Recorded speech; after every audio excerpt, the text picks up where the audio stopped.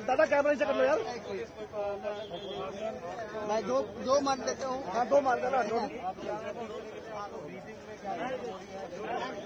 अब यहाँ पे प्रोटेस्ट भी नहीं करने दिया जा रहा है। Hello, this is wrong. मैं बस यही कहना चाहूंगा कि हमें ऐसी पॉलिसीज चाहते हैं, हम चाहते हैं सरकार से कि ऐसी पॉलिसीज बनाई जाए। आज हमारा AQI देखिए आप, यहाँ 600 AQI पहुंच चुका है, और जब हम यूरोपियन कंट्रीज में देखते हैं वहां पे प्रोटेस्ट करने का सबको हक होता है, लेकिन यहाँ हम जब एक पीसफुल प्रोटेस्ट कर रहे हैं कोई नहीं सुनना चाह रहा है यहाँ पे, और हमें यहाँ से निकाला जा रहा है। ये बहुत गलत तरीका है।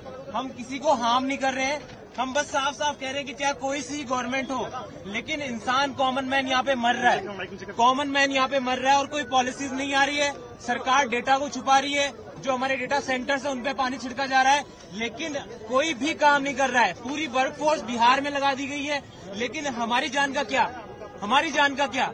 हम क्या इसलिए मरने के लिए पैदा हुए हैं यहाँ पे?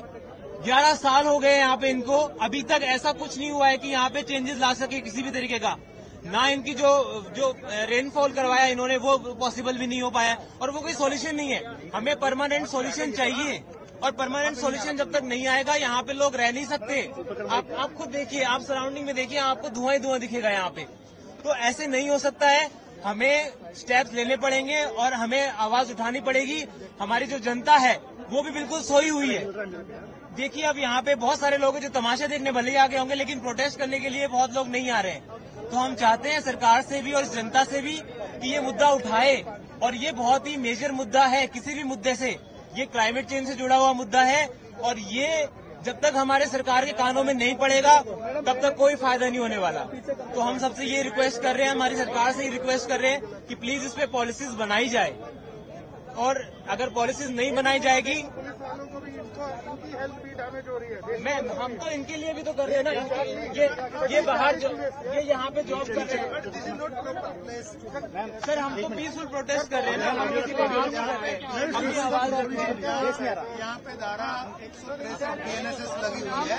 हम यहाँ पे प्रोटेस्ट कर रहे हैं, नहीं है जो यहाँ पे कोशिश हो रही है, सारे ही वीकर सेक्शन, चाहे जानवर हो, चाहे पीड़ित हो, चाहे एयर क्वालिटी हो, कोई मुद्दे ही नहीं है। सुप्रीम कोर्ट ने क्रैकर्स को आदेश दिया, को खुलापन दिया, और बोला प्रदूषण मत हटाओ, जानवर हटाओ। ये कहाँ का इंसाफ है? जानवर क्या कर रहा है यहाँ?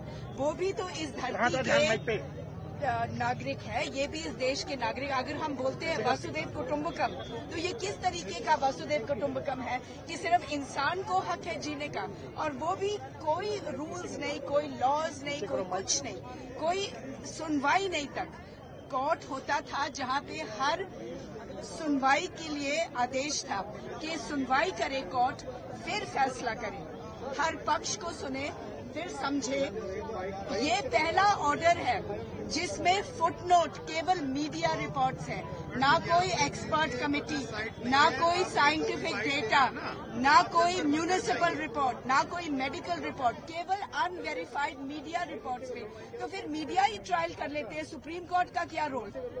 अगर सुप्रीम कोर्ट में ने कोई मुद्दा उठाया है, वो मौका को दे सुनवाई का। ये कोई मौका ही नहीं दिया। वहाँ देश के सबसे ऊंचे वकील खड़े थे, उनको मौका तक नहीं दिया। सुप्रीम कोर्ट ने पहले से ही आदेश लिखकर अंदर लाए, टेबल किया और बाहर निकल गए। ये कब से ये तरीका है कोर्ट का? कोर्ट वो जगह होती है जहां सुनवाई होती है, पक्ष रखे जाते हैं, आर्ग्यूमेंट्स रखे जाते हैं, डेटा रखा जाता है, एक्सपर्ट्स की राय ली जाती है, और फिर देश के लिए एक अच्छा सोचा हुआ बेहतर तरीका निकाला जाता है सबके हित में। यहाँ पर तो किसी का भी सुनवाई नहीं हुआ।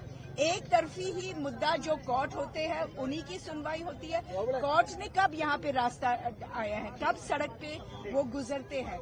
ये जो कानून उन्होंने बनाया है कॉमन मैन के लिए, वो कॉमन मैन थोड़ी ना है। तो कॉमन मैन की बात सुने, कॉमन मैन की राय सुने, कॉमन मैन का डेटा सुने, साइंटिफिक एविडेंस ले, और तब फैसला करें। यही तो हम चाह रहे हैं।